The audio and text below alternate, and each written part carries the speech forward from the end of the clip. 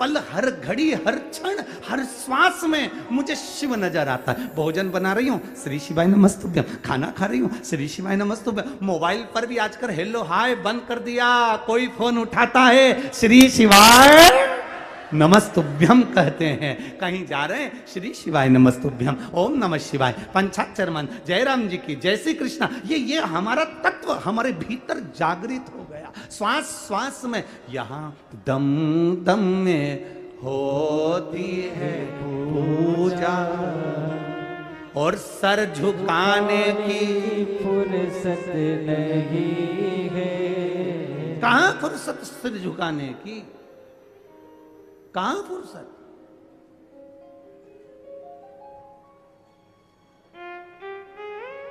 त्रिजटा विभीषण की लड़की, विभीषण की धर्म पत्नी शर्मा, उसकी पुत्री त्रिजटा,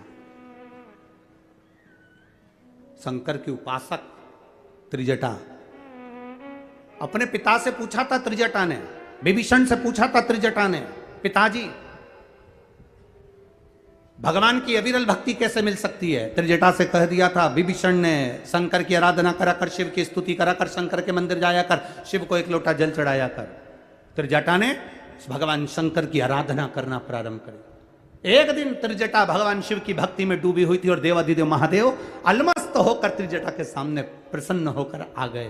त्रिजटा को देखा, शिव ने बच्चे का रूप धारण करा, त्रिजटा के सामने पहुंच गए। त्रिजटा क्या कर रही हो। त्रिजटा कहती है मैं शंकर भगवान का श्रृंगार कर रही हूं। त्रिजटा से देवाधिदेव महादेव बाल्य अवस्था का रूप धरकर पूछ लिए, इस शिव की आराधना से मिलता क्या है। त्रिजटा कहती है पता नहीं क्या मिलता है, पर मेरे पिताजी ने कहा सब कुछ इन्हीं से मिलता है, सब कुछ इन्हीं से मिलता है। हाँ, कुछ चाहिए तेरे को। नहीं, मुझे तो केवल एक कहानी सुनना है, जब भी शंकर जी मिलेंगे ना तो उनसे कहानी सुनूंगी। अब छोटी सी बच्ची त्रिजटा, क्या कहानी सुनना है। तो मुझे कहानी सुनना है कि शंकर जी ने सती को त्याग क्यों दिया था, शंकर भगवान ने सती को क्यों त्याग दिया था, क्यों वो समाधि में लीन हो गए थे, क्यों तपस्या में लीन हो गए थे, क्यों साधना में लीन हो गए थे, क्यों सती को उन्होंने छोड़ दिया था और सती ने अपना शरीर जलाकर भस्म कर दिया था। बस ये मेरे अंदर उचिष्टा होती है, ये सुनने की चाह बढ़ती है, ये तलब मुझे पाना है, मुझे जानना है कि शंकर ने ऐसा क्यों करा था। तब छोटे से बच्चे के रूप में शिव जी ने कह दिया, उसका केवल एक कारण था। वो कारण सीता की रूप धरकर, सती सीता का रूप रखकर राम जी की परीक्षा लेने चली गई थी, इसलिए सती का त्याग कर दिया था। सीता का त्याग, सीता की पर सीता का रूप रखा था। हाँ, कौन सीता, राम जी की धर्मपत्नी। कौन राम, भगवान नारायण का स्वरूप। अच्छा, मेरी धर्म पत्नी सती जान नहीं पाई कि सीता कौन है, राम कौन है, परीक्षा में ली। अच्छा, परीक्षा में ली। हाँ, सुन ली कथा। हाँ, अब क्या चाहती है त्रिजटा, अब क्या चाहिए तुझको। त्रिजटा कहती है जिस सीता का रूप रखकर मां सती गई थी, उस माता सीता को एक बार मैं भी, वो तो सीता का रूप रखकर गई थी, पर मैं सीता को अपनी बेटी के तुल्य मानकर उसका आदर करना चाहती हूं।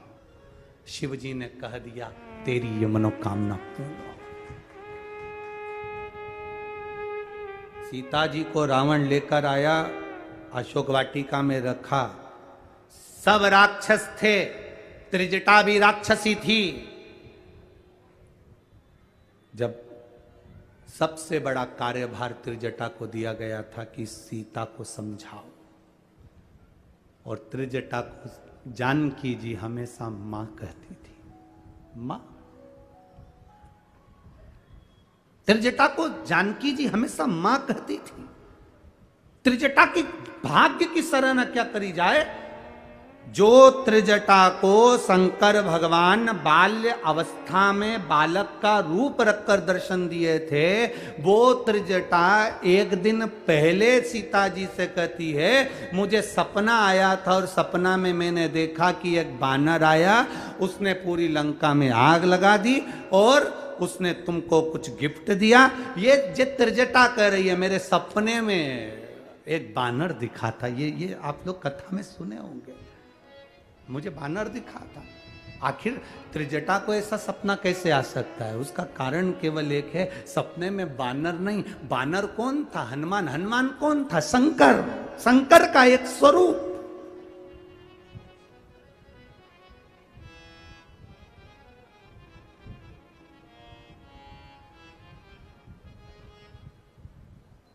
शंकर सुमन केसरी, शिव का एक स्वरूप सपने में आकर कह गया मैं लंका में आग लगा दूंगा। अब स्वयं त्रिजटा कह रही है मेरे बाबा ने मुझे सपना दिया और सपने में बानर नहीं शिव आए हैं, आएंगे, पहुंचेंगे। सीता जी को कह दिया, समय आया, सीता जी की खूब आदर करी त्रिजटा ने। सब समय निकल गया, सारा समय निकल गया, राम जी को सीता भी मिल गई। सीता जब अग्नि परीक्षा देकर जाने लगी, त्रिजटा माँ सामने खड़ी थी। आनंद रामायण कहती है त्रिजटा सामने खड़ी थी और जानकी जी के सम्मुख में जानकी माँ अपनी माँ से मिलने त्रिजटा से आई। त्रिजटा ने कहा बेटी अब जा रही हो, तुम यहाँ से जाओ और अयोध्या का राज्य पाओ, मेरी आनंदमय भाव तुम्हारे साथ में है। त्रिजटा की आंख से आंसू बह रहे थे, आंख से आंसू।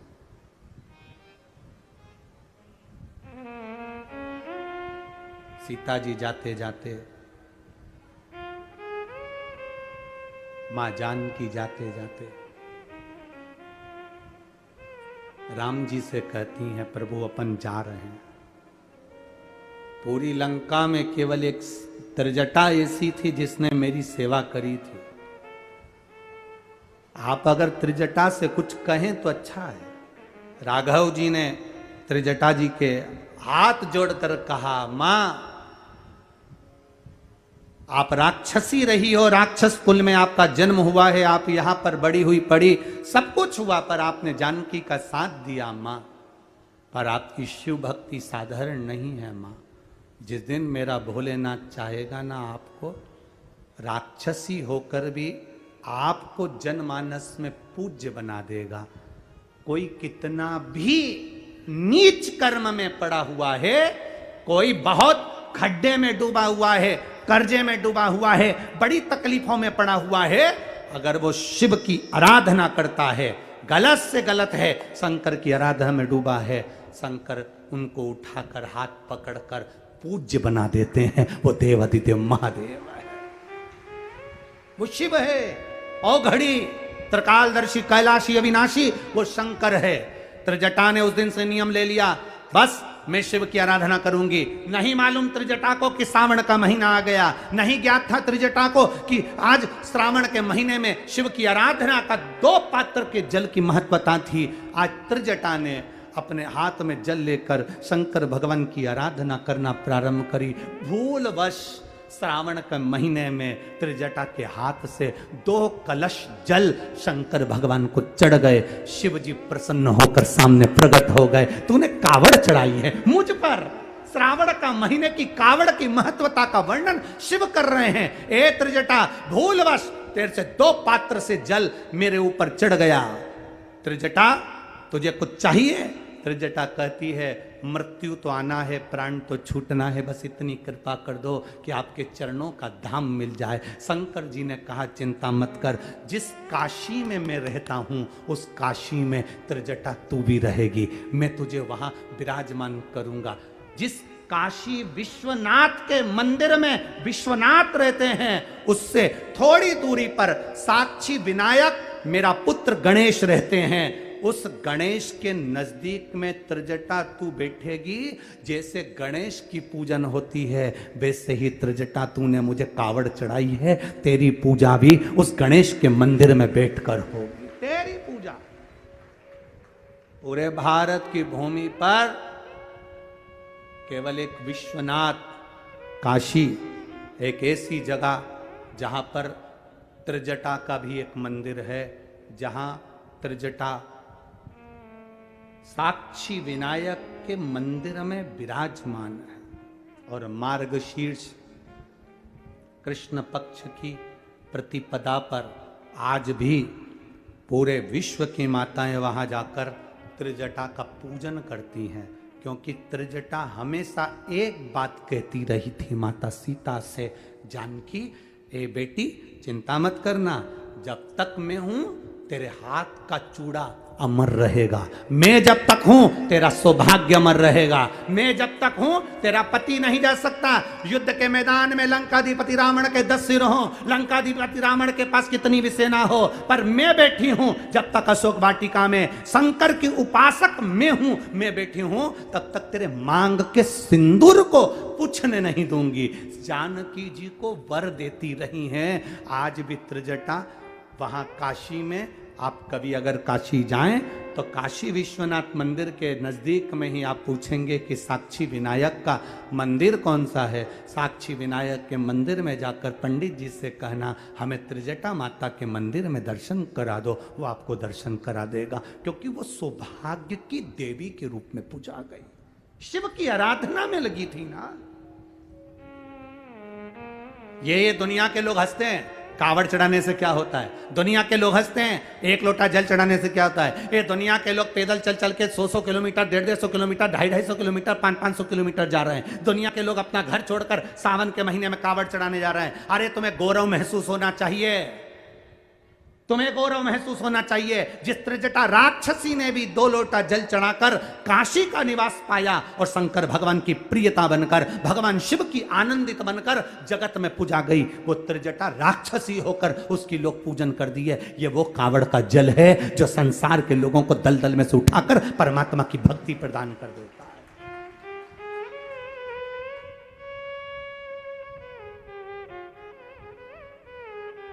केवल ये अभी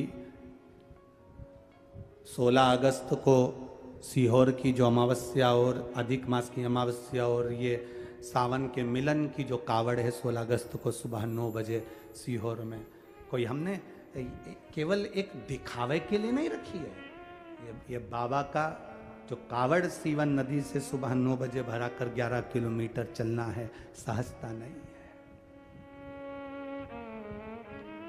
लोग बोलते बोलते बोल बम का नारा है, बाबा एक सहारा है, चले जाएं, बाबा को चढ़ा देंगे। और एक निवेदन करूंगा, जितने लोग सीहोर पहुंचे उस कावड़ को भरने के लिए, उनसे कहूंगा आपके जितने विरोधी हों उनको भी लिखवा कर आना कि मैंने 16 अगस्त की कावड़ भरी है। उसके बाद साल भर में बाबा तुम्हारा भंडार नहीं भरता तो हमें जरूर बताना कि भरा कि नहीं भरा। ये कावड़ की मूलता है। आपका 2 कदम चला हुआ त्रिजटा का जीवन का आनंद सुख पाया त्रिजटा ने। एक नदी उफान पर रहती है तो आ जाता है कि ये खतरे के निशान पर है, खाली कर दो गांव को।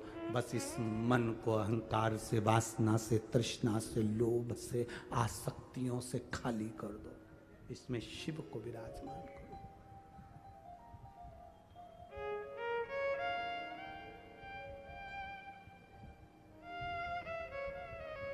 भगवान के जितने करीब रह सकते हैं हम उतने करीब रहे।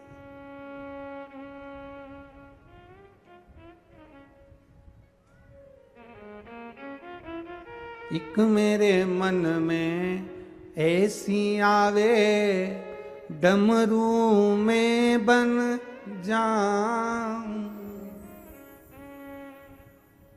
अरे तू नहीं जाएगा, काम करेगा क्या? तेरे बत्तल का काम क्या तेरा महादेव कर जाएगा? ताना देने वाले बहुत ताना देते हैं, अपशब्द कहने वाले बहुत अपशब्द कहते हैं, बोलने वाले बहुत बोलेंगे।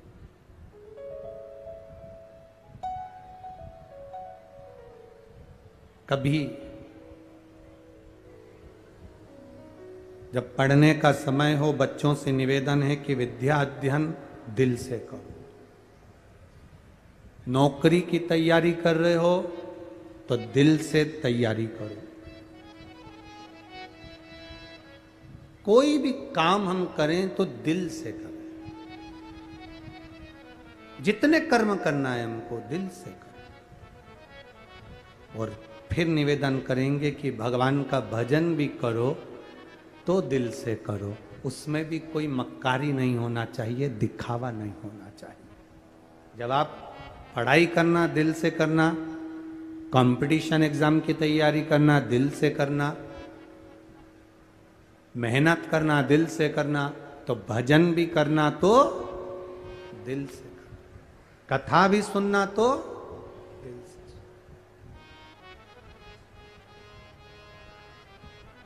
अविरल भक्ति को अपने भीतर उतारो।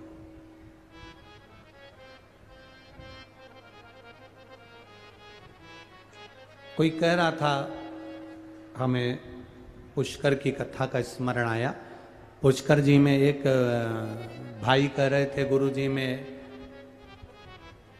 कम से कम गीता जी को 25 बार पढ़ चुका हूं। हमने 25 बार गीता जी पढ़ी। हम उनसे हमेशा एक ही बात कहेंगे कि तुमने गीता जी 25 बार पढ़ी, हनुमान चालीसा 50 बार पढ़ी, राम रक्षा स्तोत्र 100 बार पढ़ा, शिव चालीसा 50 बार पढ़ी। हम मानते हैं तुमने गीता जी 25 बार पढ़ी, पर हमारा निवेदन केवल इतना है, 25 बार गीता पढ़ने से ज्यादा जरूरी है गीता के 25 बातों को अपनी जिंदगी में उतार लेना। उससे हमारा जीवन का कल्याण है।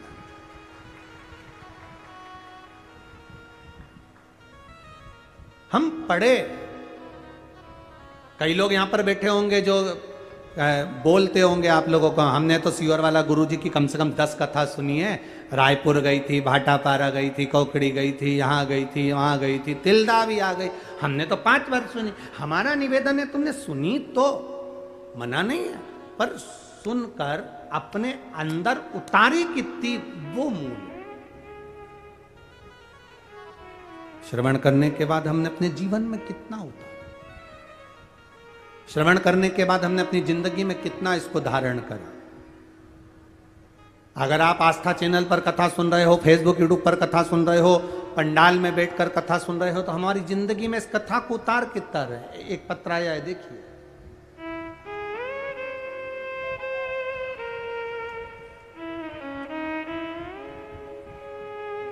मैं नंदनी वर्मा, कहीं बैठी है नंदनी वर्मा? मैं नंदनी वर्मा, तरपोगी, रायपुर,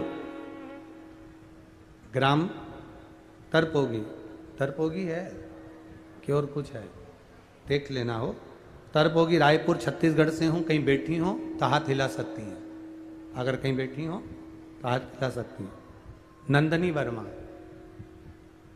मेरे पति गोपेश्वर वर्मा की तबीयत अचानक से खराब हुई 22 नवंबर 2022 को। बहुत ज़्यादा खराब हो गई। हमने उनको उसी दिन श्रीनय हॉस्पिटल में भर्ती कराया। 6 दिन में कोई सुधार नहीं दिखने पर उन्हें रामकृष्ण केयर हॉस्पिटल आईसीयू में शिफ्ट कर दिया। वहां जाकर जब जांचें प्रारंभ हुई तो उनकी किडनी, लीवर इन्फेक्शन बताया, जो कि डैमेज हो चुकी थी। फेफड़ों में पानी भर गया था। डॉक्टरों के आधार पर उनका इलाज प्रारंभ हुआ, पर कोई सुधार नहीं दिखा। उनको डायलिसिस चालू हो गया, डायलिसिस होने लगा, और प्रतिदिन एक दिन में 2 बार 3 बार डायलिसिस होने लगा। वेंटिलेटर पर उनको डाल दिया गया। उसके बाद गुरुदेव, बड़ा दुख हुआ कि डायलिसिस एक ही दिन में 3-3 बार डायलिसिस हो रहा था, आराम नहीं मिल रहा था। किसी ने कहा टीवी पर कथा आती है, आपने सुनी है?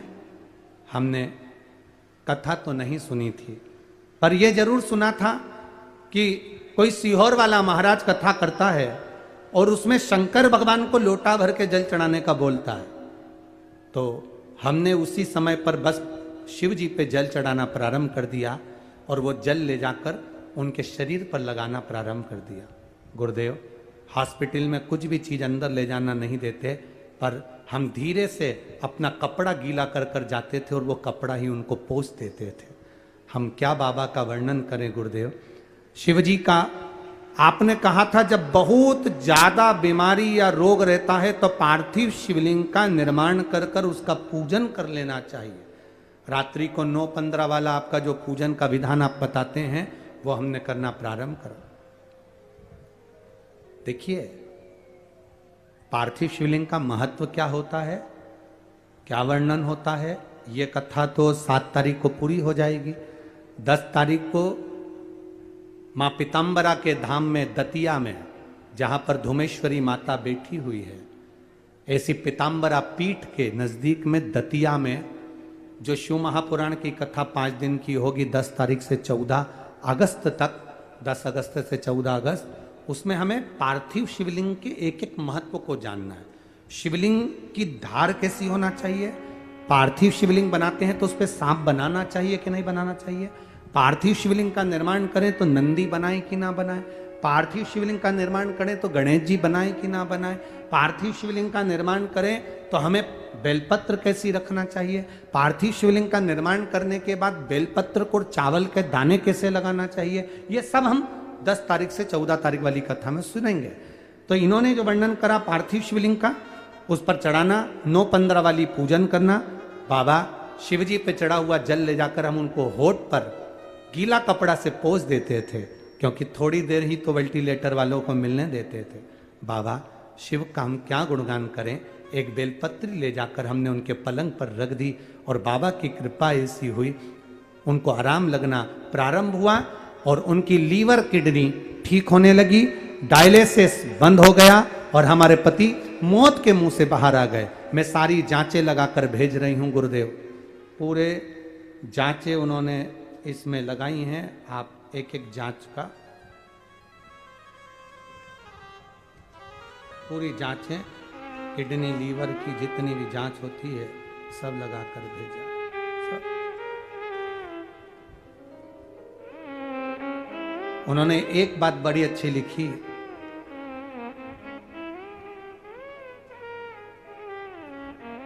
आज मेरे घर के बच्चे के साथ मैंने ये पत्र भेजा है गुरुदेव, बाबा ने डायलिसिस से भी ठीक कर दिया और उनकी लीवर और किडनी काम करना प्रारंभ कर दी। ये शिव भक्ति है, ये शंकर की उपासना, ये शंकर की कृपा, ये उसकी उदारता। यहां सियोर वाला महाराज नहीं आया, यहां तुम्हारा विश्वास काम आया, यहां तुम्हारी दृढ़ता काम आई, यहां तुम्हारा भरोसा काम आया। हम तो बाबा के भरोसे चलते हैं। एक पत्र हो रहा है,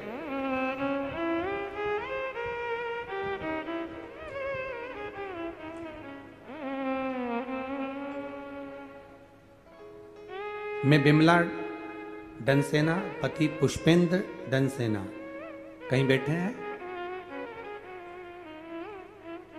देवलसुरा, मोबाइल नंबर ये है, बिमला डनसेना देवलसुरा से कहीं बैठे हो तो हाथ हिला सकती है। बिमला डनसेना, पति पुष्पेंद्र डनसेना, मेरी शादी को 10 साल हो गए थे, कोई संतान नहीं थी। तब किसी के कहने पर टीवी के माध्यम से आपने कथा में सफेद आंकड़े की जड़ का प्रयोग बताया।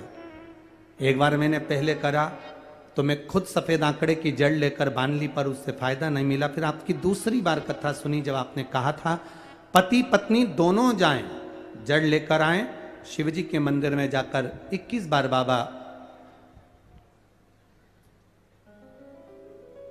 भोलेनाथ जी के मंदिर में जाकर तुमरुका जी का नाम लेकर घुमाकर उसको बांध लें। मैंने वही बांधना प्रारंभ किया। बाबा की कृपा से 2.5 महीने में मेरा गर्भ ठहर गया और बाबा की कृपा से मुझे पुत्र रत्न की प्राप्ति हुई है।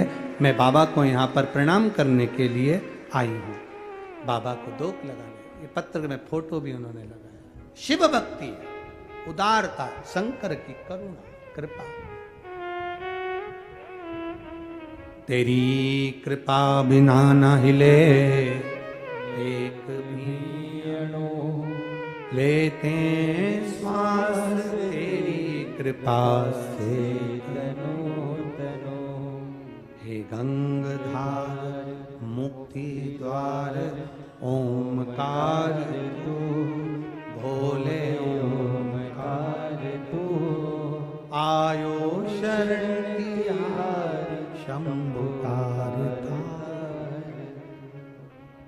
आप जितने बैठे हो कथा में, जितने आस्था चैनल पर कथा सुन रहे हो, जितने फेसबुक यूट्यूब पर कथा सुन रहे हो, विश्वास के साथ सुनना, भरोसे के साथ। ये कभी मत कहना कि मैंने 4 सुन ली कि 5 सुन ली। ये तो बाबा की कृपा है, जो छत्तीसगढ़ वालों के लिए शंकर भगवान पकड़ पकड़ कर शिव महापुराण लेकर आ जाता है। ये उसकी कृपा है, ये उसकी उदारता। छत्तीसगढ़ वालों के लिए पकड़ कर बुला लेता। और सावन में तो 2 कथा मिली है छत्तीसगढ़ को, है एक अभी और एक शायद बाद में है। अब उसका तारीख का, ये सावन में ही है, वो भी स्मरण नहीं आ रहा हमको, है हाँ बालोद में है, वो बिल्कुल सही है। तो ये तो भाग्य तुम लोगों के, नजर उतर वाले ना राइनोन से घर जाकर हो कि भाग्यशाली हो। एक तो अधिक मास, दूसरा सावन, और सावन में भी भगवान शिव की कथा। हम कई बार कहे, एक कथा हमारी सुवासरा होने वाली थी, वो कथा कैंसिल होकर आशीष तिवारी जी ने ले ली वो कथा राजगढ़ में। अब ब्यावरा राजगढ़ में वो कथा हो रही है, तो हमने आशीष तिवारी जी को हमने धन्यवाद दिया। हमने कहा कहाँ की किस्मत लेकर आए हो, तुम्हारा भाग्य बना कर लाए हो, जरा विचार करो। वो कहते हैं गुरुजी ये मेरा भाग्य नहीं, ये राजगढ़ वालों का भाग्य है जो सावन के महीने में कथा मिल गई ये राजगढ़ वासियों को। ये तो प्रभु कृपा होती है, उसकी कृपा बिना कुछ नहीं, उसकी दया बिना कुछ नहीं। महाराज नंदनार को काम पर लगा दिया, जाने नहीं दिया। फिर नंदनार रोने लगा, आंख में आंसू भर गए। सेठ जी के चरण पकड़ लिए, एक बार क्षमा करो, आज के बाद अगर घर में कोई मर भी गया तो मैं छुट्टी नहीं लूंगा, पर मुझे मेरे देव अधिदेव महादेव का दर्शन करने के लिए एक बार भेज दो, बस क्षमा चाहता हूं। सेठ जी की पत्नी बड़ी बड़ी विचित्र थी, बड़ी विचित्र। थोड़ा अगर दया सेठ जी कर भी देते तो पत्नी दया नहीं करने देती, वो बड़ी गुस्सा, बड़ी गुस्से। कई बार हो जाता है, एक संत बार बार दरवाजे पर मांगने आते थे और बुढ़िया रोज गाली देती थी। रोज संत आए मांगने और बुढ़िया ने गाली देना चालू करी, आग लग जाए, नाश हो जाए, सत्यानाश हो जाए, ऐसी बुढ़िया रोज गाली दे। तो संत के साथ जो चेला रहता था, वो चेले ने कहा कहाँ गुरुजी रोज रोज इसके यहाँ मांगने आते, वो रोज गाली देती है। तो इतने में गुरुजी ने कहा कुछ नहीं देती, गाली तो देती, देती तो है ना, कुछ तो दे रही है ना, जो उसके पास होगा वो दे रही। अरे तो गुरुजी मांगने की जरूरत क्या अपन को इसके दरवाजे से। चलो गुरुजी फिर दूसरे दिन आ गए। अब की बार बुढ़िया को गुस्सा आ गया, गुस्सा।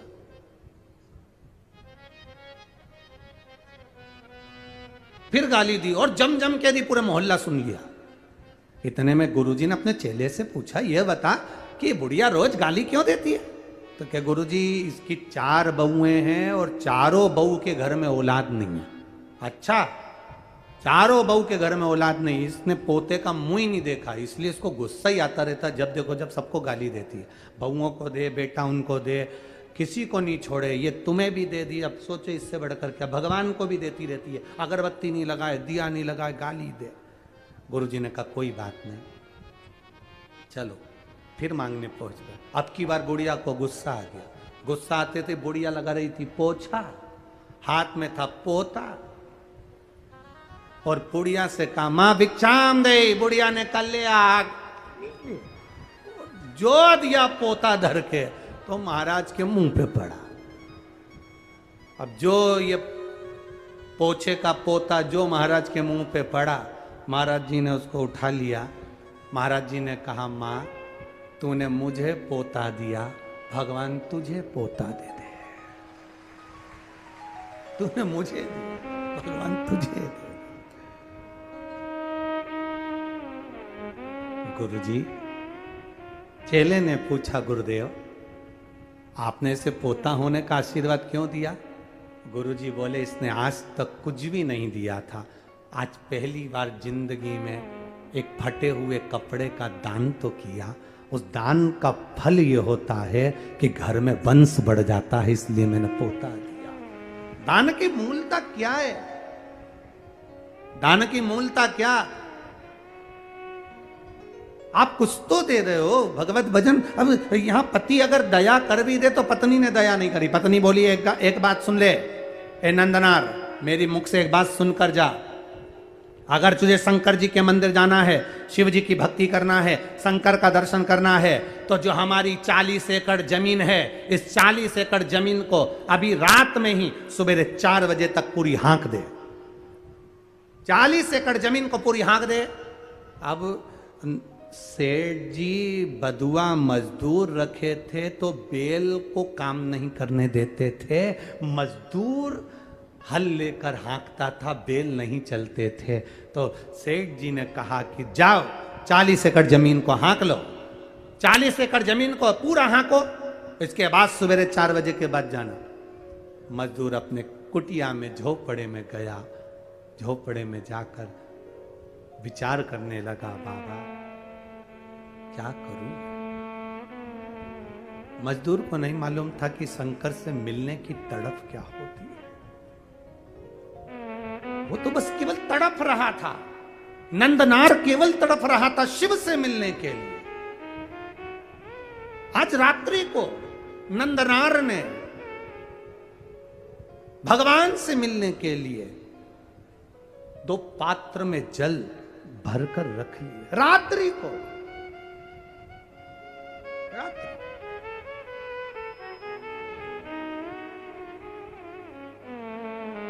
बाबा, मैं जानता हूं कि ये शरीर 40 एकड़ जमीन को रात भर में नहीं हाँक सकता।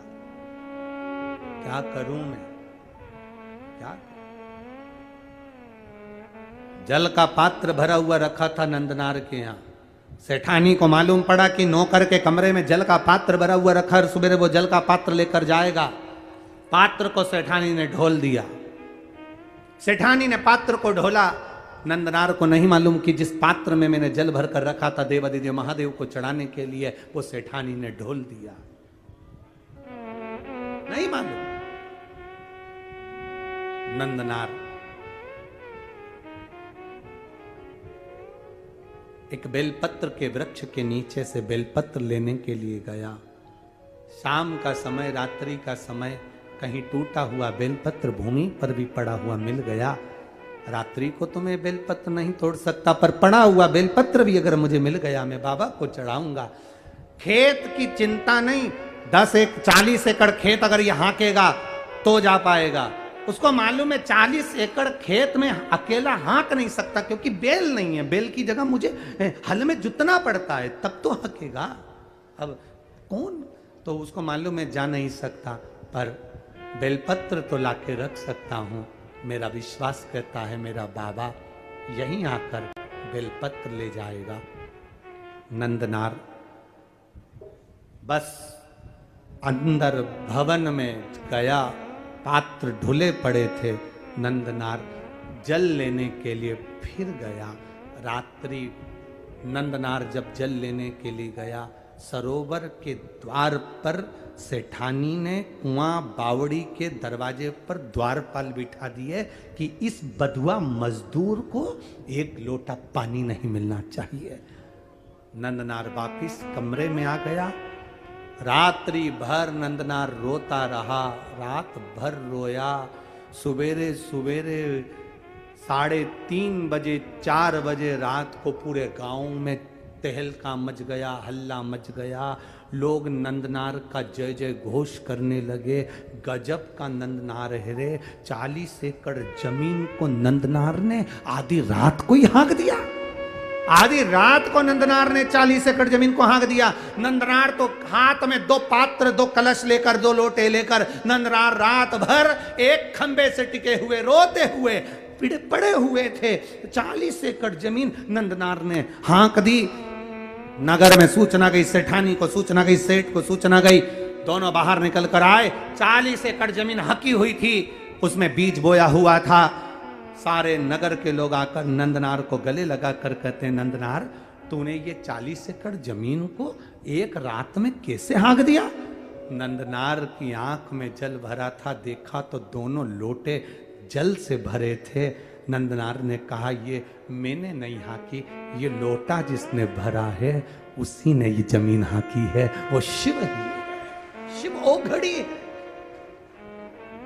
गांव के लोगों ने कहा, जाओ नंदनार शंकर के मंदिर जाओ, नीचे पड़ी हुई बेलपत्र उठाकर ना जाने कहां का जल भरकर नंदनार जब तिरुपुंगुर के मंदिर में, शंकर के मंदिर में पहुंचे, मंदिर में लोगों को मालूम पड़ गया, विद्वत जनों को मालूम पड़ गया कि कोई बधुआ मजदूर आया है जिसके पास में जमीन पर पड़ी हुई बेलपत्र है, ना जाने कौन सी जगह का भरा हुआ जल है, ना जाने कौन सी जगह का भरा हुआ जल है जिसको लेकर आया है मेरा महादेव।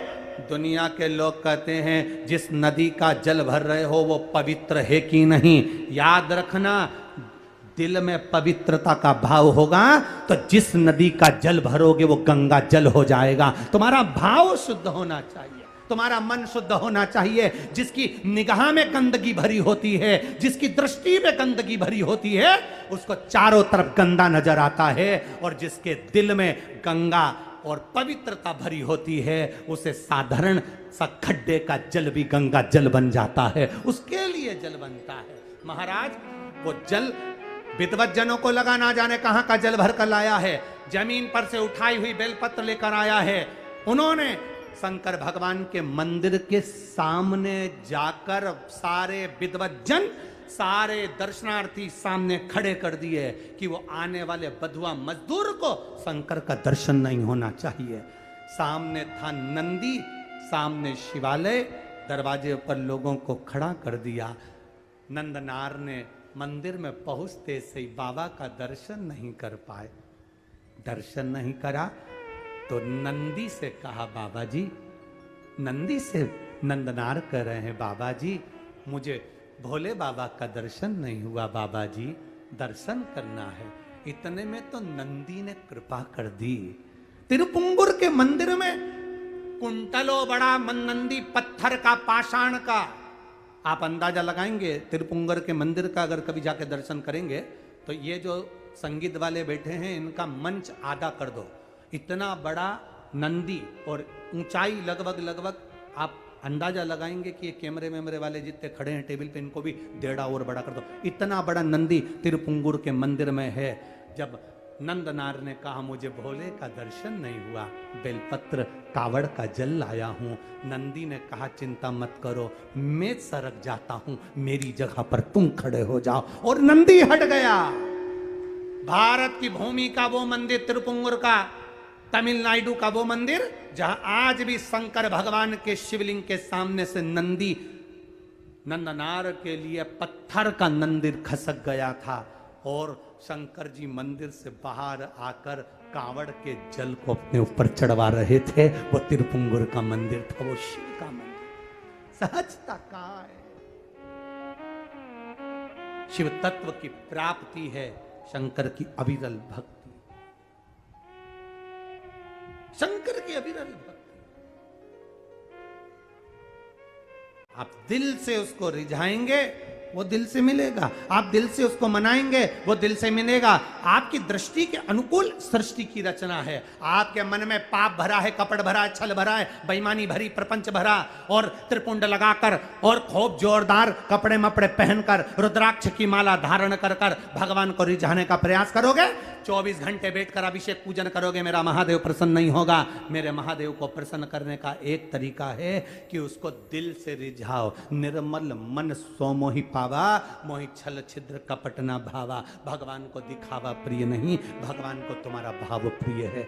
और मेरा विश्वास करता है जितने भी भक्त ये कथा को सुन रहे हैं, जहां सुन रहे हैं, आप लोगों के हृदय में शिव समाया है, तो मेरा महादेव तुम्हारी झोली को खाली नहीं छोड़ने वाला, भरकर ही भेजता है। उसकी तात्विकता सुख हो। संत बन गया, नंदनार संत बन गए। उसके बाद में उनको परिवार, कुटुंब, कबीला, कहाँ नौकर, कहाँ चाकर, किसी से मतलब नहीं। 2 लोटा जल सावन के महीने में दुनिया के लोग हंसते हैं, ये सियोर वाला महाराज तो हर कुछ करवाते रहता है। कई लोगों को बड़ी बड़ी विद्वत्ता में बैठकर बड़े बड़े विद्वान भी हमें अपशब्द कहने के लिए तैयार रहते हैं। इसमें तो अकल नहीं, सियोर वाले में तो लक्षण नहीं। कभी ऐसी बेलपत्र चढ़वा देगा, कभी मूंग का दाना चढ़वा देगा, कभी चावल चढ़वा देगा।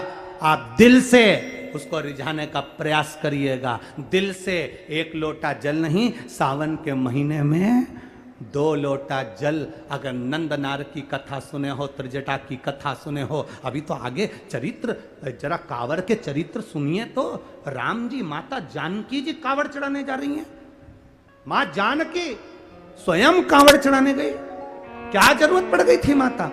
उस जल के महत्व को पहचानो, सारी समस्या का हल 1 लोटा जल। और सावन के महीने में 2 लोटा जल। लोग हंसते हैं, कभी कनेर का फूल चढ़वा देता है महाराज, कभी दुर्वा चढ़ा देता है, कभी समी का पत्ता चढ़वा देता है महाराज। लोग बड़े बड़े आश्चर्य में पड़कर अपशब्द कहते, ताने देते हैं, बड़ी बड़ी पीठों पर बैठकर अपशब्द कहते हैं, निंदा करते हैं 24 घंटे। फिर भी हम निंदा सुनने को तैयार हैं।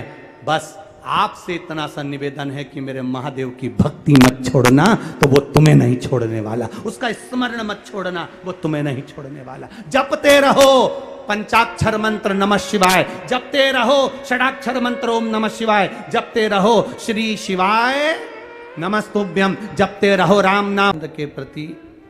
एक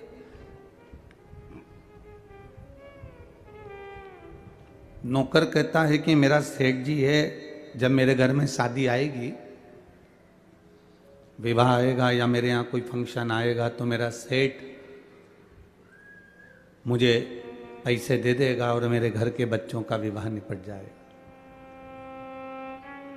एक व्यक्ति को एक भरोसा रहता है कि मेरे पास सोने की ये चीज रखी है, मैं गिरवे रख दूंगा तो मेरे बच्चों का विवाह कर दूंगा। मेरे पास ये सामग्री रखी है, मैं अगर दे दूंगा तो मेरा ये काम हो जाएगा। शिव महापुराण की कथा कहती है, शिव जी को आपसे ना बेलपत्र चाहिए, ना चावल का दाना चाहिए। शंकर भगवान को आपसे कुछ भी नहीं चाहिए। शिव जी तो कहते हैं कि मैं भी भगवान के नाम में डूबा रहता हूँ, तुम भी परमात्मा के नाम में डूबे रहो, मैं तुम्हारा सब कार्य कर कर चले जाऊंगा। अब आश्रित हो जाओ उसके।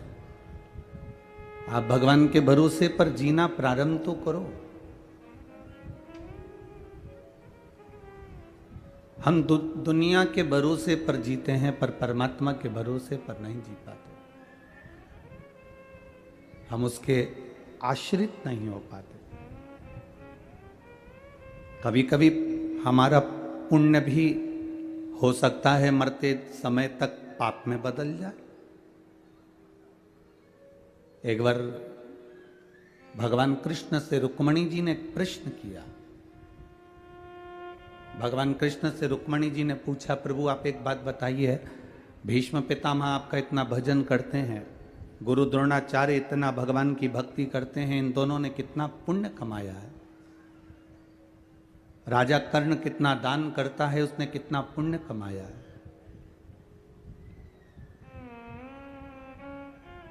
राजा कर्ण के बराबर कौन दान कर सकता है? भीष्म पितामह के बराबर कौन पुण्य कर सकता है? गुरु द्रोणाचार्य के बराबर कौन सत्कर्म कर सकता है, कौन पुण्य कर सकता है? रुक्मणी जी ने पूछा, प्रभु आप एक बात बताओ कि भीष्म पितामह के बराबर कोई पुण्य नहीं कमा सकता, गुरु द्रोणाचार्य के बराबर कोई पुण्य नहीं कमा सकता, राजा कर्ण के बराबर कोई दान नहीं कर सकता, उसके बराबर कोई पुण्य नहीं कमा सकता, फिर भीष्म पितामह को मारने में, गुरु द्रोणाचार्य को मारने में और कर्ण को मारने में आपने पांडवों का साथ क्यों दिया? भीष्म पितामह ने जब इतना पुण्य कमाया था तो आपको उसके मरने में साथ नहीं देना था। गुरु द्रोणाचार्य के पास में इतना पुण्य था तो उसके मरने में आपको साथ नहीं देना था। राजा कर्ण ने जब इतना दान करा, पुण्य कमाया, तो उसके मरने में आपको साथ नहीं देना था। आपको भीष्म पितामह का साथ देना था, आपको गुरु द्रोणाचार्य का साथ देना था, आपको कर्ण का साथ देना था। फिर आपने उनके मरने का प्लान बनाया, उनके मरने का साथ दिया, ऐसा क्यों किया? क्या इन्होंने पुण्य नहीं किया था?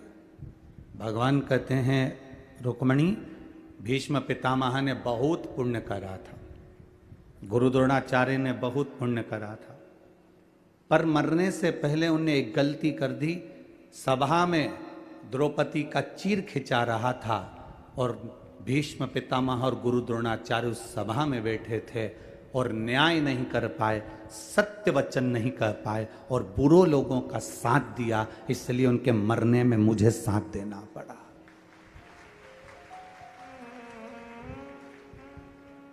इतना पुण्य करने वालों के पुण्य भी कभी कभी समाप्त हो जाते हैं, इतना पुण्य करने वालों का पुण्य भी कहीं जगह पर समाप्त हो जाता है। सुनो रुक्मणी, राजा कर्ण ने जिंदगी में बहुत दान करा, खूब लोगों को दान दिया, पर उसके मरने में मैंने साथ इसलिए दिया क्योंकि अभिमन्यु के जब प्राण छूट रहे थे, पास में पानी भरा हुआ एक खड्डे में पड़ा हुआ था। अभिमन्यु ने मरते मरते राजा कर्ण से कहा था कि मैं मर रहा हूँ, आपने मुझे बाणों से छेदित कर दिया है, पर मुझे प्यास बहुत लग रही है, थोड़ा सा पानी तो पिला दो। मरते मरते अभिमन्यु ने राजा कर्ण के सामने हाथ पसार कर जल पीने को मांगा, पर राजा कर्ण ने एक बूंद जल नहीं दिया।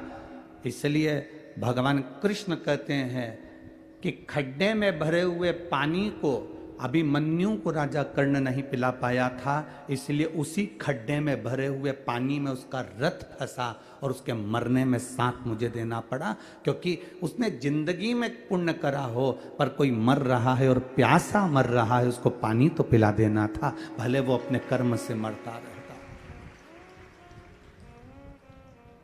कभी कभी हमारा पुण्य भी समाप्त हो जाता है।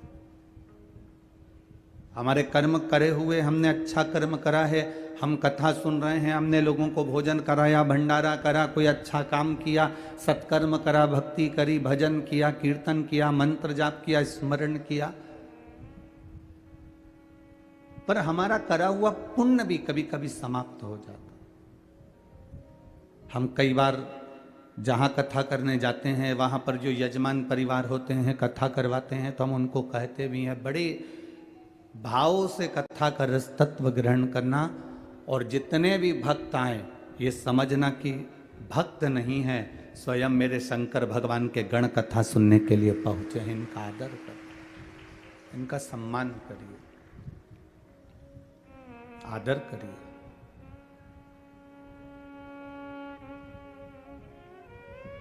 शादी में मेहमान आते हैं, जिनको आप बुलाते हो वही पहुंचता है। कितना सुंदर कहा है, सोमवार का उद्यापन कर लो, एकादशी का उद्यापन कर लो, संक्रांति का उद्यापन कर लो, अधिक मास का उद्यापन कर लो, छठ का उद्यापन कर लो, तीज का उद्यापन कर लो, चतुर्थी का उद्यापन कर लो, तुम्हारी मर्जी पड़े, जितने व्रत तुम करती हो उसके उद्यापन करो। पर शास्त्र कहता है उस उद्यापन में घर के लोगों को नहीं गिना जाता। उस उद्यापन में सौभाग्यवती माताएं जो तुम्हारे नगर की हों, मोहल्ले की हों, जो तुम्हारे परिवार की नहीं दूसरी हों, उनको उस उद्यापन में गिनो। उसका कारण क्या है कि परिवार वाले तो जिंदगी भर खाते रहते हैं, तुम्हारे यहाँ हर कभी आ जाते हैं, तुम उनको बुला भी लेते हो, खिला भी देते हो, दे भी देते हो। परिवार को दिया दान नहीं कहलाता। जब दूसरी कोई सौभाग्यवती नारी तुम्हारे यहाँ उद्यापन में भोजन कर कर जाएगी, तब वो दान कहलाए। परिवार में से गिनना है तो बहन बेटी को गिन लो, परिवार में से गिनना है तो भांजी को गिन लो, परिवार में से गिनना है तो कोई भतीजी को गिन लो। पर हमने, हमारी 4 जेठानी है, चारों को हमने उद्यापन में गिन लिया। हमारी 5 देवरानी है, हमने 5 को उद्यापन में गिन लिया। हमारे काका जी की जो लड़कियां हैं, हमारी जेठानी आदि का जो भी उनकी बहुएं हैं, हमने उनको भी उद्यापन में गिन लिया। ये उद्यापन नहीं लगता। उद्यापन हम जब दूसरे को देते हैं, कई लोग कहते हैं हमने बेटी का विवाह करा तो उसको साड़ी दी तो हमारा दान लगना चाहिए, बेटी की शादी होने के बाद हम बेटी को कुछ दे रहे हैं तो दान लगना चाहिए, हमने बेटी को अंगूठी बनवा कर दी तो हमने दान कर दिया, हमने बेटी को वस्त्र दिया तो दान कर दिया।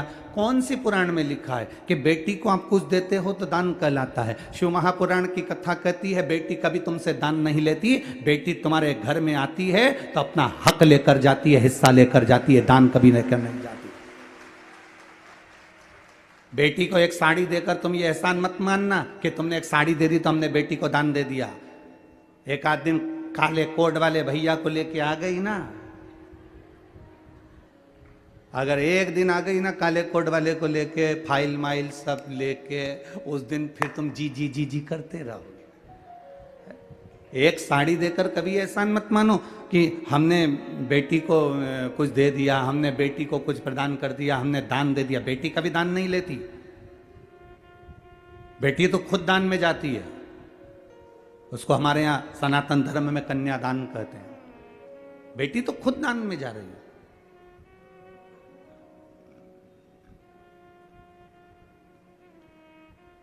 हमने बेटी को ये सामान दे दिया, दान कर दिया।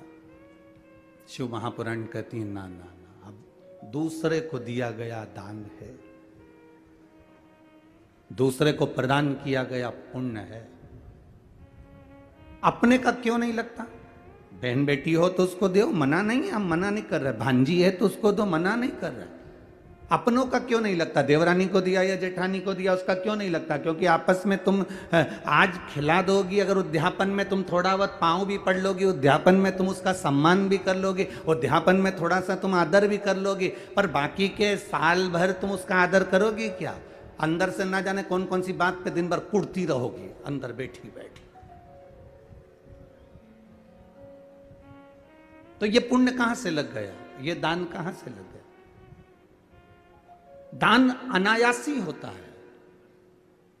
अब यहां लोग भंडारा चला रहे हैं, यहां परिवार भी भंडारा चला रहा है अग्रवाल जी का, और भी रोड के किनारे किनारे ना जाने कितने लोग, कोई बिस्कुट, कोई पूड़ी, कोई सब्जी, कोई चावल, कोई खिचड़ी, कोई कुछ बांट रहा है।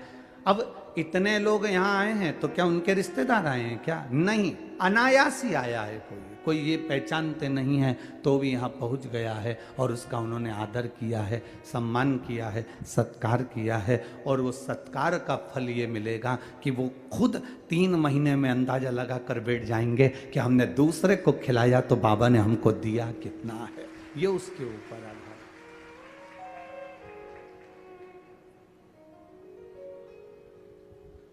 कभी ये अंदाजा लगा कर ना बैठे कि मैंने हमारी बहन बेटी को दे दिया तो हमें किसी को देने की जरूरत ना ना ना, आप करिए। हमारा पुण्य भी कभी कभी समाप्ति पर आ जाता है। भीष्म पितामह ने जिंदगी में इतना पुण्य करा, पर रुक्मणी जी से भगवान कृष्ण ने कहा, एक स्त्री का वस्त्र खिंचा रहा था, द्रौपदी का चीर खिंचा रहा था, उस समय पर उसको बोलना था। भीष्म पितामह को उस समय पर बोलना चाहिए। गुरु द्रोणाचार्य को उस समय पर बोलना चाहिए था। गुरु द्रोणाचार्य को उस समय पर कहना चाहिए था। जब वस्त्र खिंचा रहा था उस समय पर बोलना चाहिए, ए दुर्योधन, ए दुशासन, तुम ये गलत कर रहे हो, एक स्त्री का चीर खिंचा रहा। हमने पहले भी कथा में कहा, लोग कहते हैं सीता जी के कारण रामायण हो गई और द्रौपदी के कारण महाभारत हो गई। दुनिया के लोग ये शब्द कहना बंद कर दें कि द्रौपदी के कारण महाभारत हो गई और सीता जी के कारण रामायण हो गई। याद रखना, ये सीता और द्रौपदी के कारण महाभारत और रामायण नहीं हुई है, यह नारी का सम्मान नहीं कर पाए इसलिए महाभारत और रामायण हुई। अगर नारी का सम्मान कर लेते, नारी का सम्मान के शब्द नारी के लिए कह देते, भीष्म पितामह एक बार मुख से कह देते रे, ए दुशासन छोड़ द्रौपदी को, तो क्या दुशासन नहीं छोड़ता? क्या दुशासन नहीं बोलता? अगर एक बार सम्मान का शब्द संबोधन कर देते, भीष्म पितामह एक बार कह देते कि तुम द्रौपदी को छोड़ दो, वृद्ध के नाते अगर कह देते तो वो छोड़ देते, छोड़ देते।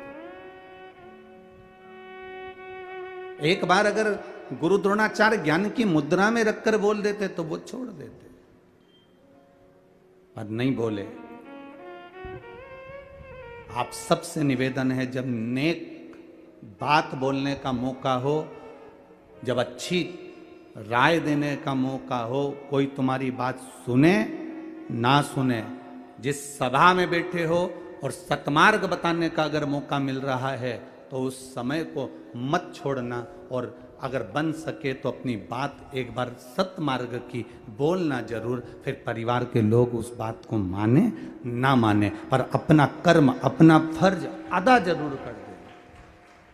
अपने फर्ज से अपन को मुख नहीं मोड़ना, हमें अपना फर्ज अदा कर देना चाहिए। हमें अपनी बातों को सम्मुख में रख देना चाहिए, हमें अपनी बातों को संसार सागर के सामने रख देना चाहिए, क्योंकि हमारे पद की एक गरिमा है।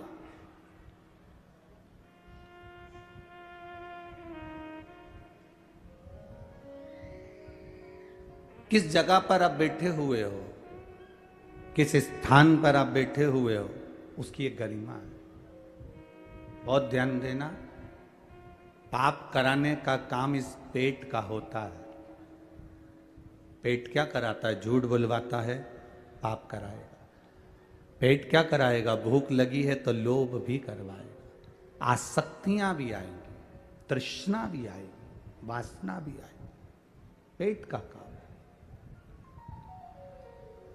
पेट पाप करवाता है, पर पेट पाप करवा देता है, पर पेट कभी पाप का प्रायश्चित नहीं करता।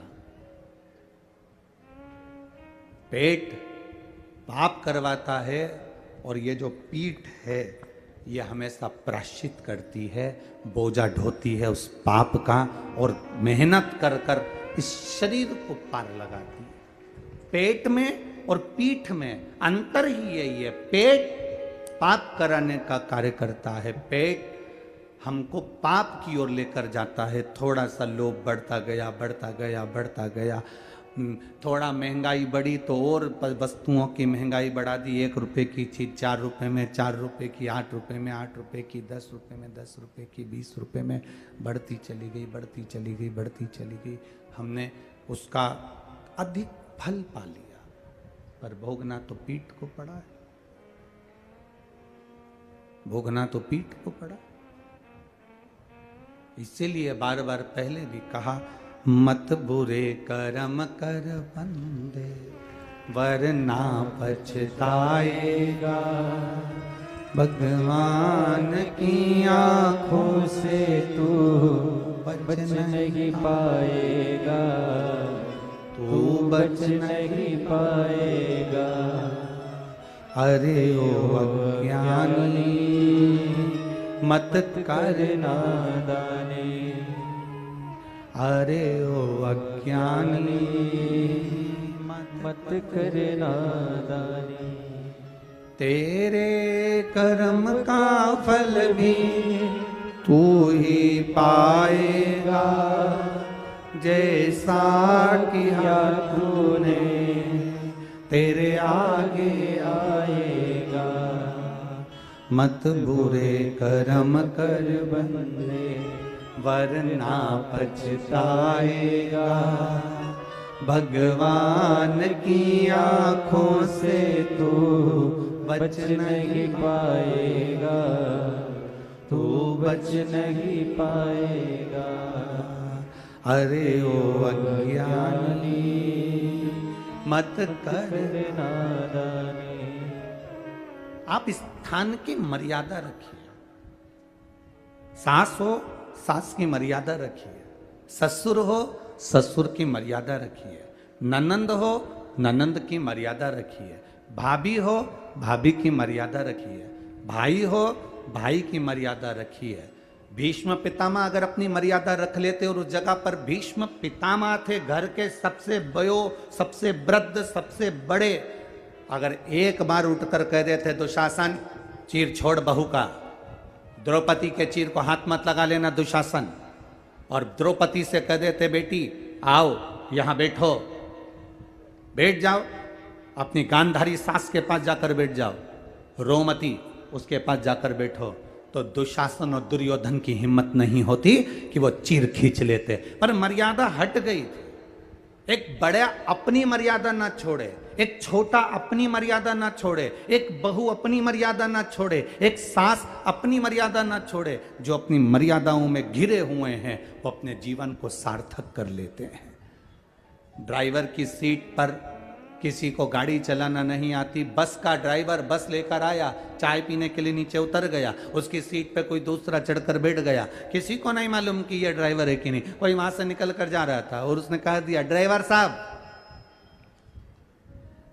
रायपुर तक जाएगी क्या बस?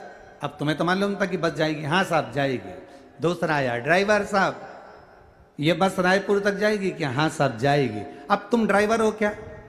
जम के तो बोलो नहीं हो ना।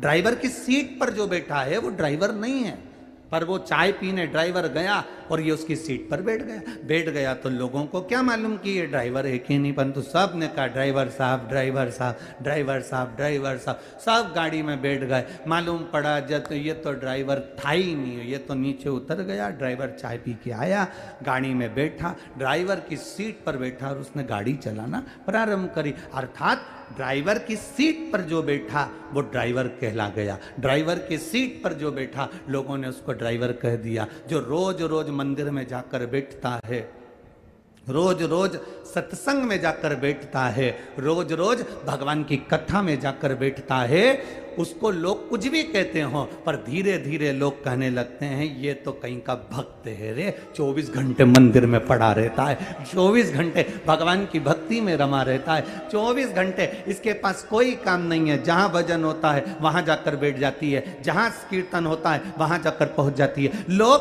उसका नाम बदल देते हैं, उसका नाम सुनीता नुनीता गीता पीता कुछ भी हो, उसे कोई मतलब नहीं। उनके लोग कह देते हैं वो जीजी को बुला लो भजन वाली, बहुत अच्छा भजन गाती है, भक्ति इतनी अच्छी है, वो तो पूरी भक्तन बन गई रे शंकर जी की। अब लोग उसका नाम चेंज कर दिया क्योंकि भजन में बैठती है, भगवान के पास बैठती है, भगवान के करीब में रहती है, भजन में डूबी रहती है, इसलिए उसका नाम वहां बैठ बैठ के भक्त हो जाता है। जो सत्संग में जाकर बैठता है उसको लोग संत कहने लगते हैं। कई बार तुम कथा सुन सुन कर जाओ और अपने घर पर जाकर ज्यादा ज्ञान देने लगते हो ना छोटी छोटी बात के लिए, तो ही लोग कह देते हैं हमारी अम्मा आ गई है, बहुत बड़ी संत है। सियोर वाला महाराज की कथा सुन सुन के पूरी संत बन गई है, तो संत। और प्रेम जब अनंत हो गया रोम रोम संत हो गया अपने आप। अब तुम चलो यहां बैठे थे, कथा में बैठे, भक्त कहलाए, संत कहलाए, मंदिर गए तो लोग पुजारी जी समझ लिए। मंदिर में रोज रोज पोछा लगाओगे तो दूसरे आके समझेंगे काम वाली है। बोलो सही है कि गलत है? कि मंदिर में नौकरी करती होगी, पर तुम्हें मालूम है कि मैं नौकरी किसी की नहीं कर रही, मैं तो नौकरी मेरे देवाधिदेव महादेव की कर रही हूं, उसके सिवाय किसी की नहीं कर रही। मैं तुम्हें नौकर समझा। स्थान जिस जगह पर तुम बैठ रहे हो उसकी कीमत देखिए कितनी है। अब चलो तुम जाके मदिरा की दुकान पर, दारू की दुकान पर जो नी भी पीता, मत पिए, पर मदिरा की दुकान पर जरा रोज जाके शाम के टाइम खड़ा हो जाए, मत पिए, पर लोग क्या कहेंगे? राम सिंह का छोरा, वो नाथुराम की औलाद, वो उसका भाई, पक्का बेवड़ा, 4 बजते नहीं और दुकान पे खड़ा मिल जाता। उसने कभी नहीं पी, पर वहां खड़ा था तो नाम उसका आ गया। उसी तरह हम अगर भगवान की भक्ति में खड़े भी हो गए, भगवान के भजन में जाकर खड़े भी हो गए, उसकी भक्ति में जाकर खड़े भी हो गए, भले हमने कथा सुनी ना सुनी, हमने भजन किया ना किया, हमने दान किया ना किया, हमने पुण्य किया ना किया, हमने संकीर्तन किया ना किया, हमने शंकर जी के मंदिर में 1 लोटा जल चढ़ाया ना चढ़ाया, पर हम रोज अगर भगवान की कथा में जा रहे हैं, रोज भजन कर रहे हैं, रोज कीर्तन कर रहे हैं, रोज मंत्र जाप कर रहे हैं, रोज मंदिर जा रहे हैं, तो हमारा भी नाम उसकी लिस्ट में जरूर आ जाता है, भले हमने पुण्य करा कि ना करा, पुण्य की लिस्ट में आ जाता है। एक नहीं पीता और दारू की दुकान पर खड़ा है तो उसका नाम आ गया।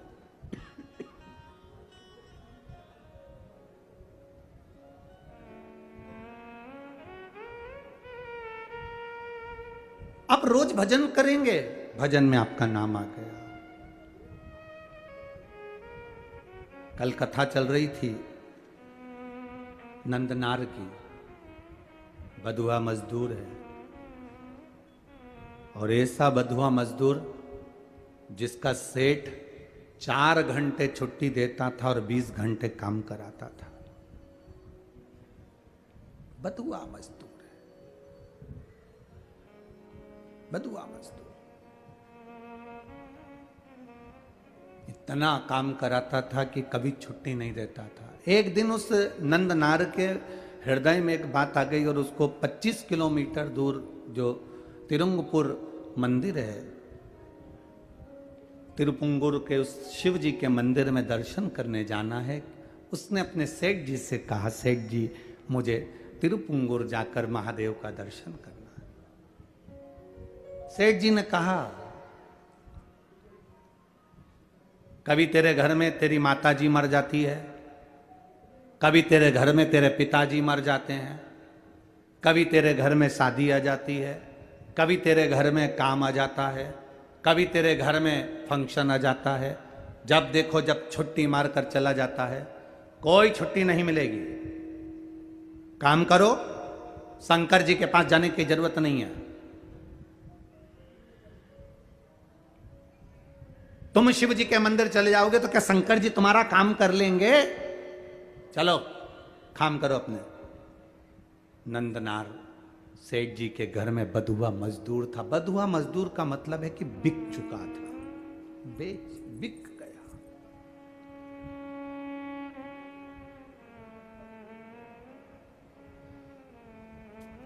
बिक गए। और कल आपको कथा में कहा था, बिकना ही है ना तो संसार के लोगों के हाथ में मत बिकना। अगर बिकना है तो मेरे महादेव के चरणों में जाकर बिक जाना, बिक लो। मेरे बाबा तेरी नौकरी सबसे बढ़िया है, सबसे करीब तेरे दरवाजे की चाकरी सबसे बढ़िया है, सबसे खरी। जब से तेरा गुलाम हो गया तब से मेरा भी नाम हो गया। जब से तेरा गुलाम हो गया तब से मेरा भी नाम हो गया। वरना वो काट क्या थी मेरी सबसे बढ़िया है, सबसे खरी। भोले बाबा तेरी नौकरी सबसे बढ़िया है, सबसे खरी। बिकना है। अगर आपको लग रहा है कि अब मैं, कई लोग कह रहे थे हम बहुत तकलीफ में हैं इसलिए अब हमने सोच लिया कि अब हम बस अंतिम समय जी रहे हैं। गुरु जी, बहुत जिंदगी कष्ट में हो गई, तकलीफ में हो गई, बहुत कष्ट की जिंदगी। अब हमारे को अब जीने की आस नहीं है। एक माँ, अभी अलवर की कथा की बात है। अलवर में, राजस्थान में जब कथा थी तो एक माँ आई और उसने कहा गुरुजी अब मेरा 3rd स्टेज का कैंसर हो गया है और मेरे को चेस्ट का कैंसर है, स्तन कैंसर है, 3rd स्टेज पर है। डॉक्टर ने जवाब दे दिया है, कीमो पूरे हो गए हैं, पर डॉक्टर कह रहा है कि कीमो होने के बाद वापस कैंसर उपज गया। सिर के पूरे बाल उस महिला के कीमो के कारण चले गए। अब उसने पूछा, हम लोग अधिक मास सावन के महीने में अनुष्ठान ज़्यादा रहते हैं, पूजन ज़्यादा रहती है, तो 3-4 दिन तो हम किसी से मिलते नहीं, यजमान परिवार से भी नहीं मिलते, ये नियम है हमारा। 4 दिन के बाद चाहे यजमान परिवार हो, पत्रकार बंधु हो, जब तक अधिक मास सावन में थोड़ा हम भी अपनी पूजन पाठ करते हैं तो नहीं मिलना होता। 4 दिन के बाद में जब मिलना हुआ, वो रोज पत्र भेजी, आखिरी में 4 दिन निकले, 5वें दिन वो आई। अब आप बताइए, मेरा 3rd स्टेज का कैंसर और कैंसर वापिस उपज गया, कीमो चल रहे हैं, पट्टा बांधी थी सिर पे, कपड़ा, बाल नहीं थे, भुकुटियों के बाल भी उड़ गए थे। अब मेरे लिए आज्ञा कर दो, अब मुझे करना क्या चाहिए?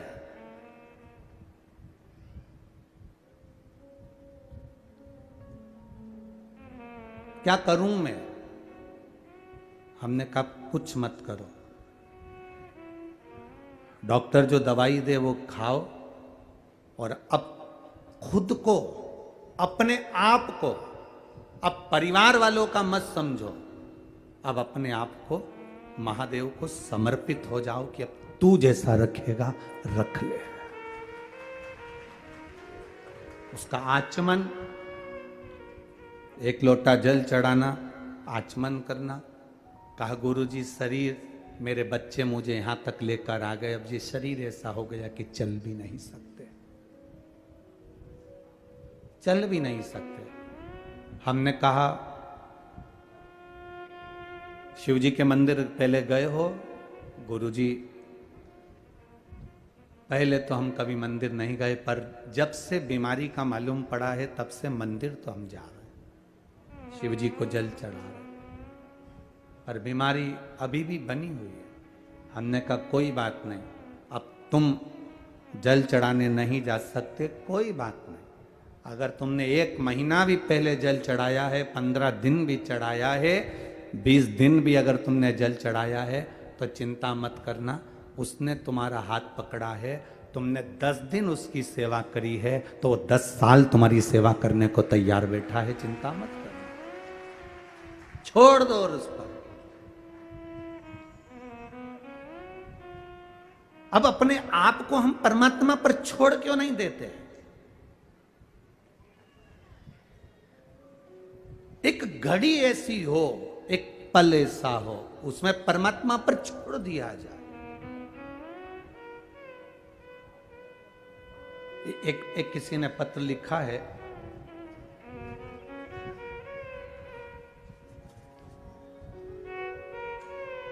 राज यादव, रायनगर, कन्हान, जिला नागपुर, महाराष्ट्र।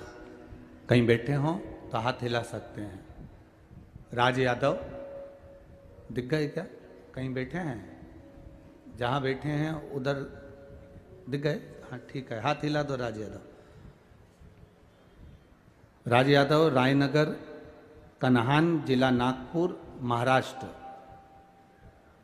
पिन नंबर ये है, फोन नंबर ये है। गुरुजी, मेरा परिवार पूरा शिव जी की आराधना करते हैं, माता पिता सभी लोग शंकर की आराधना में डूबे रहते हैं। एक कोल इंडिया की गवर्नमेंट जॉब होती है गुरुजी, जो कि बड़ी संघर्षपूर्ण जॉब है और बड़ी कठिनता से मिलती है।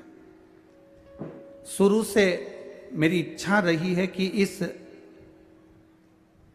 कोल इंडिया कंपटीशन एग्जाम में मैं पास हूं और कैसे भी मेरा रिजल्ट आए और मैं उत्तीर्ण हूं और इस कंपनी में, इंडिया की ये जो पावन कंपनी है माइनिंग सरदार की जो पोस्ट होती है, उस पोस्ट पर मैं पहुंचूं। बहुत मेहनत करी, कोई रिजल्ट सामने नहीं आया। तब शिव महापुराण की कथा सुनकर आप कहते हो शिव जी पर छोड़ दो, मेहनत आप करो, कर्म आप करो, पढ़ाई की तैयारी आप करो, बाकी का महादेव पर छोड़ दो। अपने कर्म को जरूर करो। और वो मैंने किया, पढ़ाई की तैयारी करी और खूब मेहनत करी। तब मैंने 27 अप्रैल को आपके कहे अनुसार बाबा देवाधिदेव महादेव को बेलपत्र में शहद लगाकर बाबा की कृपा से 14 मई को एग्जाम दिया। जिस एग्जाम में कई लोग बैठते हैं पर रिजल्ट सबका शून्य आता है, और बाबा की कृपा से ऑल इंडिया रैंक 33 मेरा आया और बाबा की कृपा से मैं माइनिंग सरदार के पद पर नियुक्त हो गया। मैं बाबा को यहाँ प्रणाम करने के लिए आया हूँ। यही शिव कृपा। साधुवादे बाबू, आपको बैठ जाइए। हर हर महा। आपका लक्ष्य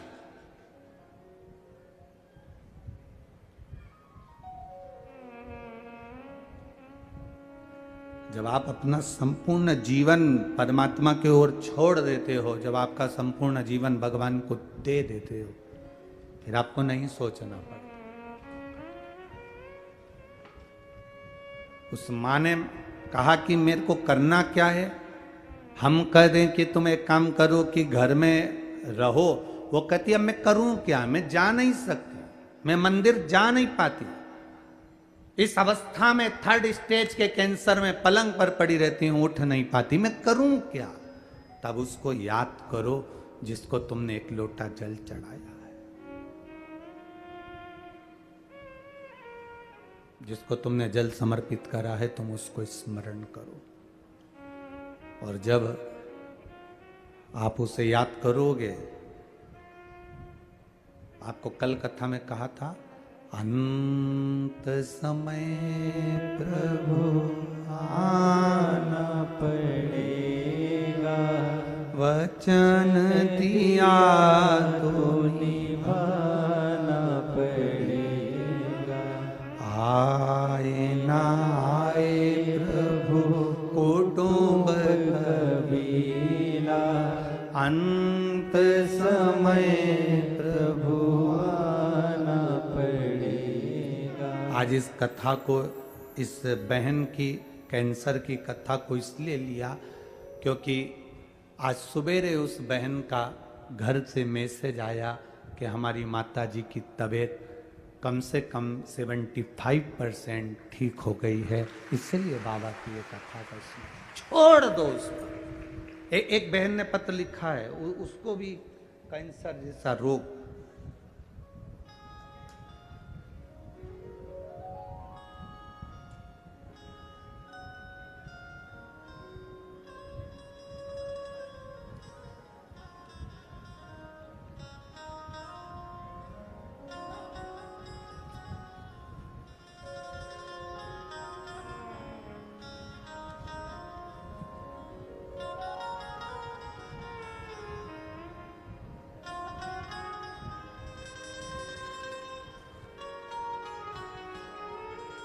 मीना यादव,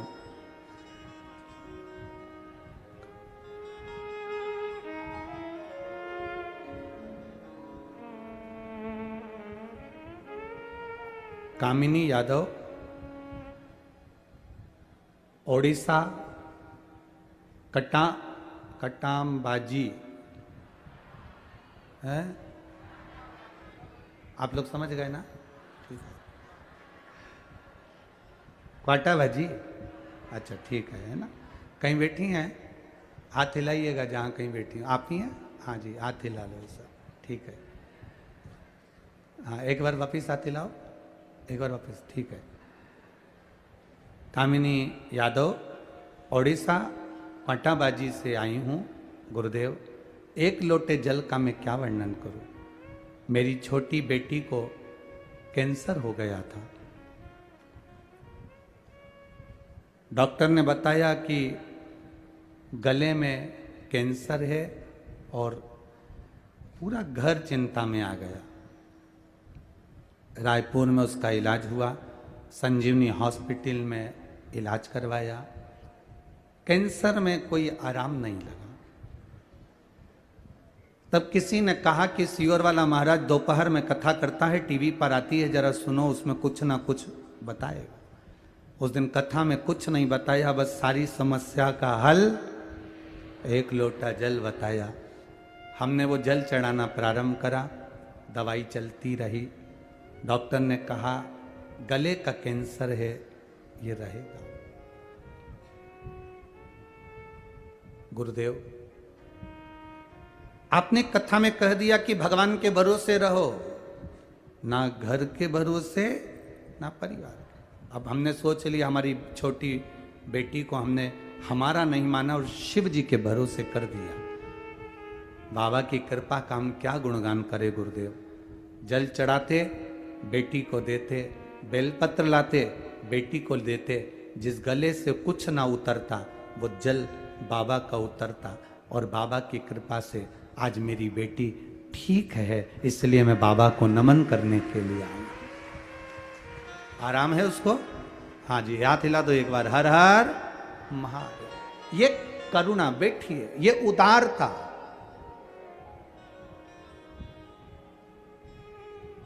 ये करुणा, ये उदारता, ये उसी की है, ये इसी को कहते हैं। बड़ी दूर किनारा है, कश्ती भी पुरानी है। बड़ी दूर किनारा है, कश्ती भी पुरानी है। भोले बाबा सुन भी लो, ये मेरी कहानी है। बड़ी दूर किनारा है, कश्ती भी पुरानी है। भोले बाबा सुन भी लो, ये मेरी कहानी है। ये शरीर, ये सब कुछ परमात्मा पर सौंप। कश्ती है कैसी? ये शरीर किसका? इतने रोगों से ग्रसित ये शरीर, और उसके बाद भी हम इसको समझें कि अपना।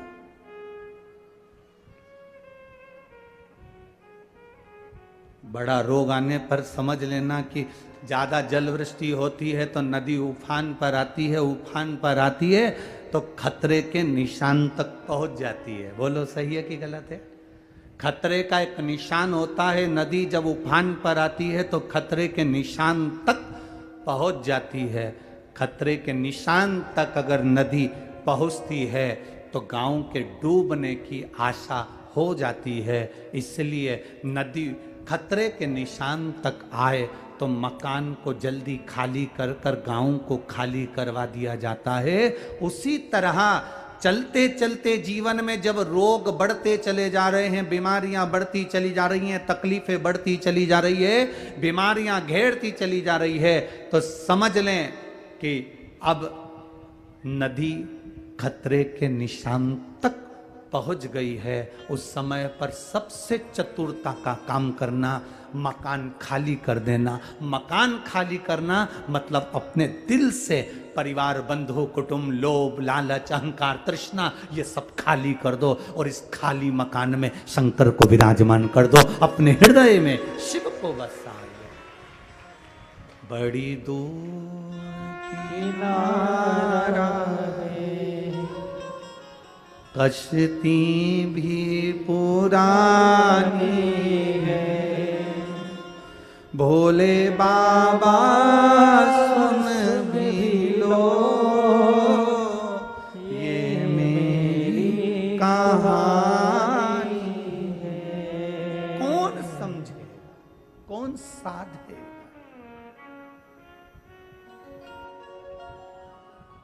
खतरे के निशान के करीब में नदी आ गई, गांव खाली करवाया जाता, प्रशासन मुस्तैद हो जाता।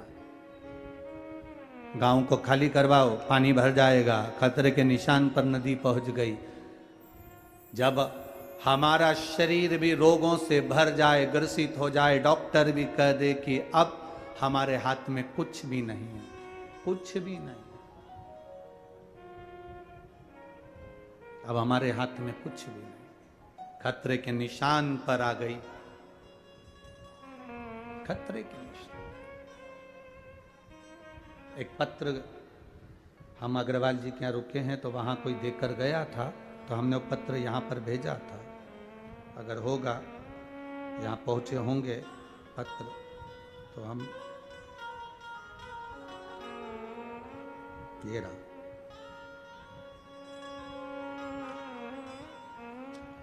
खतरे के निशान पर देखिए, श्रीमती कुमारी देवांगन,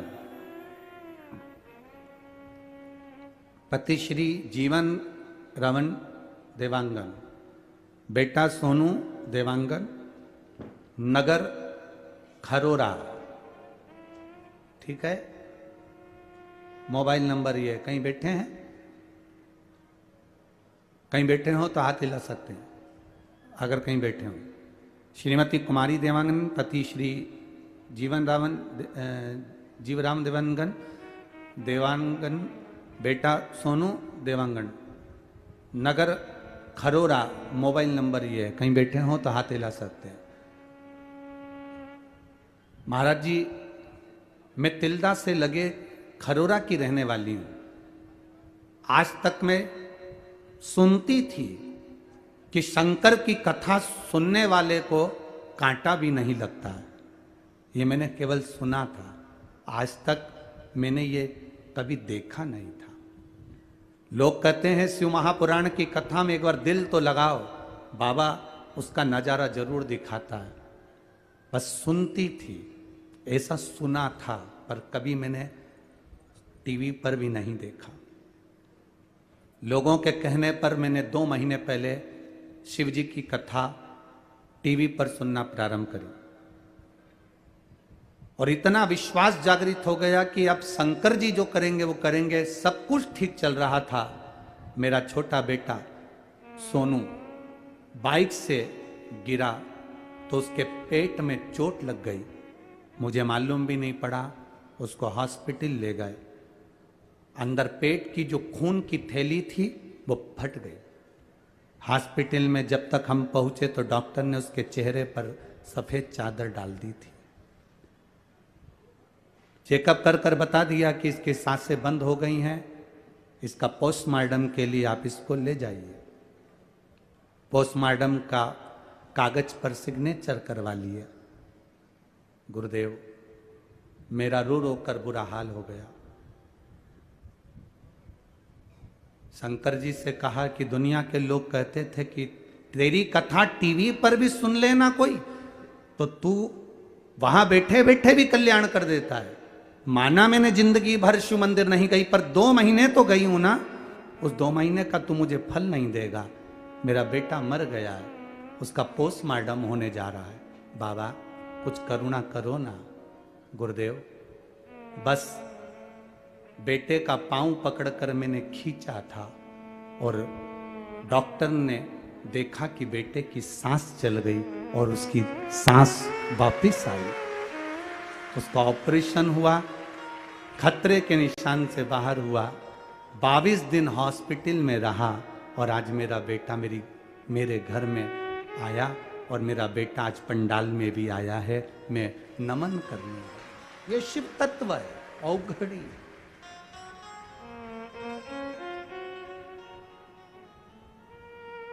सफेद कपड़ा डाल दिया गया, पोस्टमार्टम के कागज पर सिग्नेचर हो गए।